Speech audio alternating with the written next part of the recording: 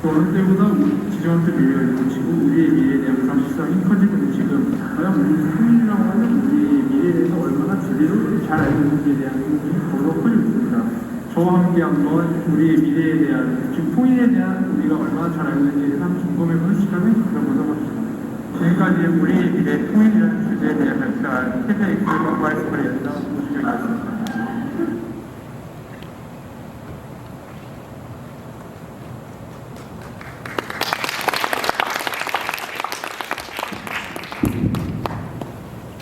네, 안녕하세요. 오늘 우리의 미래 통일이라는 주제에 대해서 이야기해볼 연사 오준현이라고 합니다. 남학생 분들이라면 초등학생 때부터 뭐 통일을 하면 뭐 모병제 밖에서 군대를 안 가느니 아니면 뭐 개마공원으로 군대를 간다느니 하면서 통일에 대해서 이렇게 가볍게 친구들과 얘기해본 경험이 있을 거라고 저는 생각을 합니다. 하지만 우리는 이런 통일에 대해서 얼마나 잘 알고 있는지 또는 제대로 알고 있는지에 대한 궁금증을 가져 오늘 이 시간을 저는 준비를 해봤습니다. 매년 진행하는 통일 의식 조사에 따르면 어린 세대일수록 통일에 대해서 공감하지 못하는 경향을 나타내고 있습니다. 이는 저는 우리가 북한과의 공통점을 점점 더 잃어가고 우리가 매체에서 접하는 정보의 특성상 북한의 도발이라든가 북한의 정치 체제에 대한 그런 정보의 특성상 저는 이는 당연한 현상이라고 생각을 합니다. 우리는 어린 세대일수록 쉽게 말해서 통일을 굳이 왜 해야 되냐라는 의문점들이 점점 생겨나고 있는 것이죠. 그러면 우리가 통일을 왜 해야 되냐라고 얘기할 때 우리는 보통 헌법 실현 또는 인도주의적 이유 또는 북한의 지하 자원들을 꼽습니다. 우리는 헌법 전문가 제3조, 4조 그리고 66조에 의해서 평화적인 자유민주적 질서에 입각한 평화 통일을 추구할 의무가 있습니다. 하지만 우리가 통일에 대해서 부정적으로 바라보는 이유에는 경제적 충격, 정치적 혼란이라든가 사회적 혼란 또는 안보 공백 등을 꼽습니다. 하지만 이러한 통일에 대한 걱정들은 모두 우리가 독일의 재통일이라고 하는 우리가 보고 배운 타산지적으로 삼은 것들에 대한 과정에서 보고 배운 것입니다. 통일이라는 것들은 우리가 한 번도 경험해보지 못한 것들이에요. 그러다 보니까 간접적으로 보고 듣게 되는 것이죠. 하지만 우리는 과연 이런 우리가 보고 들은 독일 재통일에 대해서 얼마나 잘 제대로 알고 있는지부터 점검할 필요가 있다고 저는 생각을 했습니다. 우리는 보통 독일이 자유주의와 민주주의로 대표되는 서독이 공산주의 진영의 동독을 흡수합병했다고 익히들 알고 계실 겁니다. 하지만 이는 일부분 맞고 일부분 옳지 않은 거라고 저는 생각을 합니다. 당시 독일은 공산주의라는 내부의 그런 모순들을 이겨내지 못하고 스스로 무너져 내려갔어요.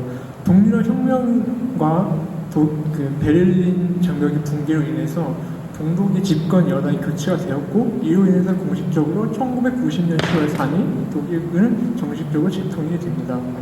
하지만 여기서 이제 우리가 잘못 알고 있는 점도 시작이 됩니다. 당시 서독은 독일 연방공화국으로서 여러 가지 주들이 연방을 이루고 있는 연방제 국가였습니다.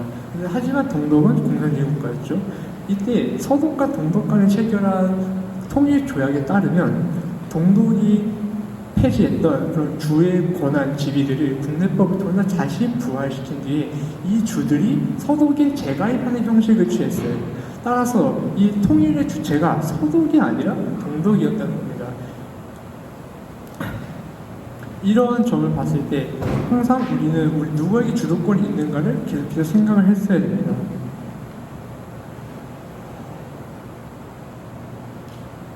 우리는 통일을 이야기할 때 북한의 인권이라든가 북한의 인도적인 문제 또는 이산가족 문제라든가 아니면 아까 얘기했던 헌법의 실현과도 같은 그러한 여러 가지 이유들을 들게 됩니다. 하지만 이러한 과정들을 항상 저해하는 것은 정치적 문제도 아니고 군사적 문제도 아닙니다. 항상 경제적 문제가 선행이 되죠.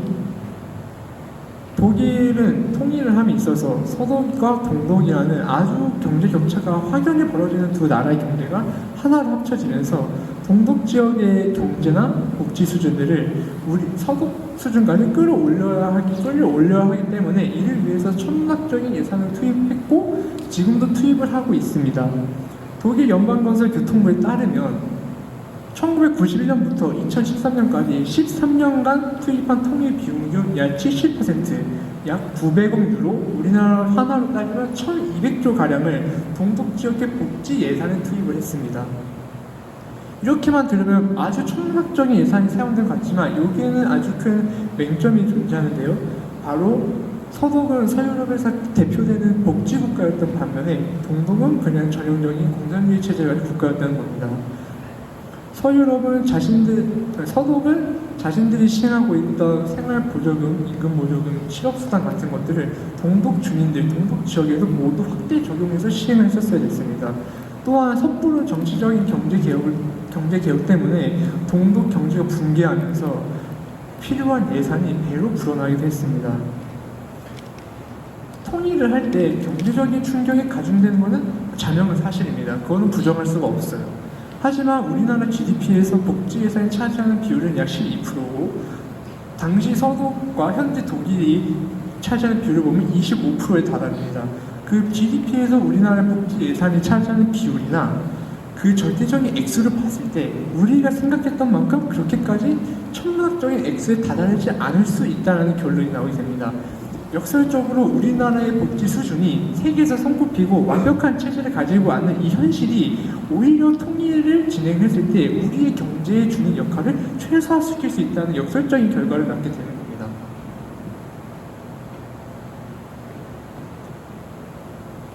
독일은 현재 기독교 민주연합과 사회민주당이라는 두 거대 정당과 다른 여러 중소 정당들로 이루어진 아주 성숙한 민주주의 체제를 가진 유럽내각제 국가입니다.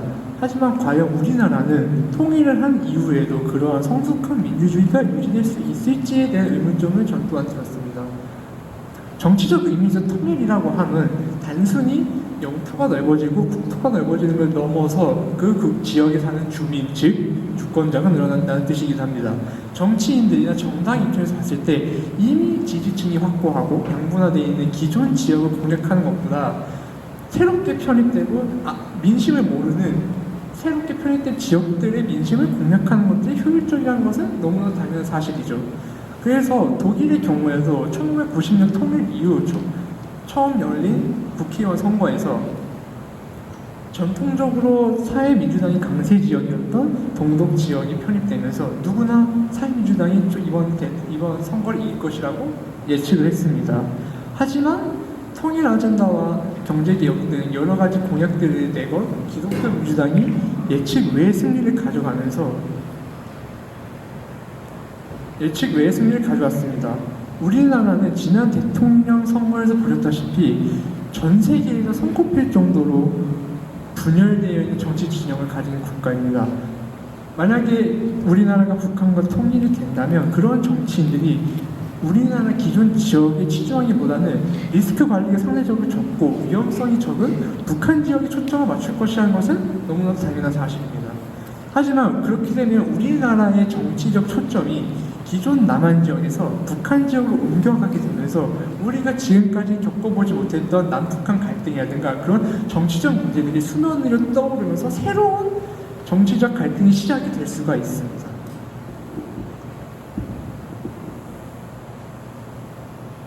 그리고 우리 한국사 시간에 배우든 여러 가지 뉴스 매체들에 대해서 자주 접하시는 분들은 이 통일 3원칙에 대해서 익히들 들어보셨습니다. 바로 자주, 평화, 그리고 민족 대단결이죠.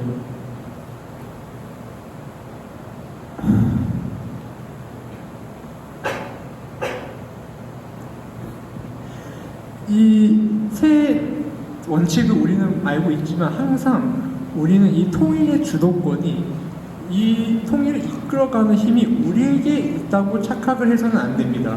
독일의 경우에도 동독 주민들이 통일을 원했고 혁명이라든지 협상 과정이라든지 모든 절차에서 동독 주민들이 적극적인 스탠스를 취하고 적극적인 입장을 버렸고 서독 주민과 서독 정부는 그거를 받아주고 그것을 오케이하고 승인해주는 입장에 처해 있을 뿐입니다. 우리도 이 사실을 망각하면 안 되는 것이 북한 주민들이 통일을 원하지 않으면 우리의 주장, 우리의 입장, 우리의 견해들만으로는 평화롭게 통일을 이룰 수는 없습니다. 만약에 먼 훗날 북한이 자주적인 개혁을 이루어서 각자 생존을 추구를 하고 통일을 원하지 않고 그냥 딴집 살림을 하는 것을 원한다면 우리는 국제적으로든 내부적으로든 통일을 주장할 수 있는 그러한 명분들을 모두 잃게 되는 겁니다. 항상 북한 주민들도 통일이라는 것에 있어서 우리와 항상 같은 점에 있는 상대방이라는 걸 생각을 해야 됩니다. 우리가 절대 우위에 있다던가 우리가 끌고 가는 입장이 될 형편이 절대 아닌 겁니다. 통일에 있어서는.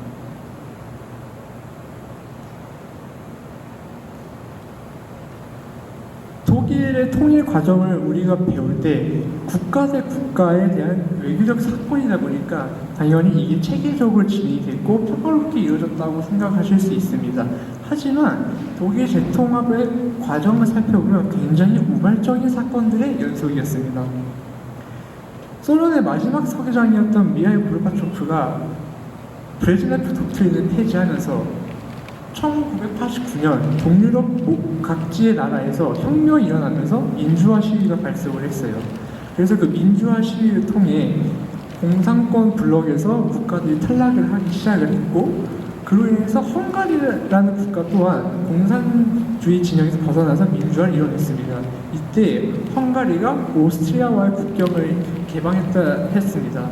이러자 동독 국민들은 체코, 헝가리, 오스트리아를 거쳐서 서독으로 망명을 하기 시작했습니다. 수천 명의 사람들이 그렇게 망명을 하기 시작을 했고 그러한 망명길에 더해서 동독 내부에서는 개혁 개방을 요구하는 시위들이 펼쳐졌습니다. 하지만 이러한 시위들을 동독 군대가 진압을 하려고 했지만 오히려 소련 군대가 그 진압 시도를 막아서면서 동독 정부가 출국 절차를 완화하겠다는 개혁안을 발표를 하게 됩니다. 하지만 이러한 기자회견을 들은 이탈리아의 한 신문사가 이를 아예 국경 개방으로 오보를 내는 우발적인 사건이 발생을 하면서 그 동독 국민들이 통일에 대한 열망이 걷잡을 수 없이 퍼져나갔습니다. 수만 명의 국민들이 베를린 장벽과 국경 검문소도 몰려가서 모든 것을 부수기 시작을 했고 폭발적인 시위가 촉발됐습니다. 이에 1990년 8월 31일 2+4 회담이라고 즉 서독과 동독 그리고 2차 세계대전 승전국들 간의 회담을 통해서 독일은 통일을 국제사회에 의해서 공인을 받았습니다. 그로 인해서 10월 30일 독일은 공식적으로 재통일하게 되죠. 우리나라의 통일에 있어서도 현재 동유럽의 갈등이라든가 현재의 미중 갈등들을 봤을 때 이러한 우발적인 사건이라든가 외부의 영향력에 개입할 가능성이 매우 높습니다. 무엇보다도 강대강 대치가 계속되고 있는 지금 통일한국이라는 그런 거대한 무기추는 이 모든 판을 재개편하고 한쪽으로 쏠릴 수 있게 하는 힘이 있습니다. 그렇기 때문에 북한 또한 우리나라와의 통일을 추구한 것이 아니라 현재 매우 의지하고 있는 중국에 좀 더 종속적으로 다가가거나 더 의지하는 방향으로 나아갈 것이라고 우려하는 사람들도 있습니다. 하지만 여기서 북한이 더 이상 중국 쪽으로 끌려가지 않게 국제사회와 동북아 지역 국가들과 협력하는 그것이 바로 이제 우리의 역할이라고 저는 생각을 합니다. 국제사회와 협력을 해서 우리의 통일을 국제사회에 널리 알려서 그거에 대한 정당성을 보장받는 것이 우리 현재 세대들이 해야 되는 역할이라고 저는 생각을 합니다. 자, 이제 우리가 앞으로 나아갈 미래에 대해서 얘기를 해보자면 아까 말했던 통일인식조사에 따르면 우리나라와 북한 간의 자유로운 왕래가 보장이 되고 정치, 경제, 사회적 교류가 활발히 이루어지면 굳이 우리나라와 북한이 한 나라로 통합을 하지 않아도 그것도 진정한 의미의 통일이라고 볼 수 있다고 대답을 한 응답자가 60% 이상이나 됩니다. 하지만 이를 통일과 평화 공존의 양자택일로 재질문을 해봤을 때 평화 공존을 선택한 응답자가 무려 2배나 많았습니다. 세계사를 되돌아보면 수많은 민족 국가들의 분단과 분열과 통일과 통합이 있어 왔습니다. 첫째로 오스트리아는 1938년 독일의 안슐루스에 의해서 독일의 합병이 되었다가 2차 세계대전 이후 독일과 같이 사국에 의해서 분할 점령되었다가 독일과 재통일을 하지 않는다는 전제 조건으로 다시 통일에 성공을 해서 현재도 독일과 오스트리아는 별개 국가로 존재하고 있습니다. 두 번째로 1950년대 할슈타인 독트리나의 동서독입니다. 할슈타인 독트린이라고 하면 당시 서독이 동독을 이제 정부로 인정하지 않고 그냥 불법적인 점유를 하고 있다라고 주장을 하면서 동독과 수교하는 나라와는 모두 단교를 하고 본인들 서독과 수교를 한 나라들만 공인을 해주는 그런 아주 강한 강경책을 펼치는 정책이었습니다. 또 셋째로 빌리 브란트의 동방정책하에 동서독인데요. 빌리 브란트의 동방정책이 무엇이냐 하면 당시 서독 정부는 동독 정부를 통일된 독일 안에서 서독 정부의 행정력이 미치지 않는 영역에 대해서 행정력을 행사하는 하나의 임시정부로서 공인을 했습니다. 정부는 정부의 관계로 정의를 내린 것이 아니라 정부와 그것을 돕는 하위 파트너의 관계로 정의를 내림으로써 두 나라 사이의 관계를 정립을 한 것이죠. 그리고 네 번째로는 현재 미국의 연방제입니다. 미국은 현재 각 주마다 독립적인 법적, 행정적 지위를 가지고 있죠. 그리고 그 위에 상대적으로 작은 정부를 가진 작은 연방 정부가 존재를 합니다. 그리고 마지막으로 다섯 번째로 영국과 독일과 같은 완벽한 의미의 통일입니다. 영국과 독일은 현재 우리나라가 시행하고 있던 것처럼 지방 정부에게 현재 정부의 지방 자치를 허용을 하면서 그 위에 강력한 힘을 가진 중앙 정부가 존재를 합니다. 여기서 이제 중앙 정부라는 개념이 등장함으로써 다섯 번째 예시로 갈수록 통일에 가깝고 첫 번째 예시로 갈수록 이제 평화 공존에 더 가깝다는 예시가 될 수 있겠습니다. 이렇게 보시다시피 이 통일이라는 단어 하나에 담기 힘들 정도로 분열과 통합이라는 아주 넓은 스펙트럼을 가지고 있습니다. 또한 각자의 케이스마다 경우가 다르고 특수성이 매우 강하기 때문에 우리가 흔히 생각하는 통일이라는 그런 단어나 개념 하나라고 따지기에는 너무 다양한 예시를 가지고 있죠. 오늘 이 시간을 준비한 이유도 바로 그겁니다. 우리는 과연 이러한 통일에 대해서 얼마나 자세히 그리고 제대로 잘 알고 있는지에 대해서 저는 근본적인 의문점이 들었어요. 이런 의문점이 왜 들었냐 하면 우리는 민주주의 국가의 한 구성원으로서 참정권을 행사할 의무가 있습니다. 일단 당장 다음 국회의원 선거부터 우리들은 한 표를 행사하게 되죠. 우리가 한 표를 행사한다는 것은 무엇이냐? 우리가 자신만의 신념, 자신만의 가치관들을 정립해 나갈 기회라고 저는 생각했습니다. 그러한 한 표를 행사하기 전에 자신만의 그런 가치관, 자신만의 그런 개념들을 성립을 해야지 효과적인 나의 의견을 낼 수 있다고 생각을 했고 그것이야말로 이번 강연의 주제인 청춘이라는 주제에 맞다고 저는 생각을 했습니다. 오늘 이 시간이 그러한 관점에 있어서 자신만의 그런 가치관이라든가 아니면 새로운 깨달음을 가져갔던 시간이었으면 좋겠습니다. 이상 강연 마치겠습니다.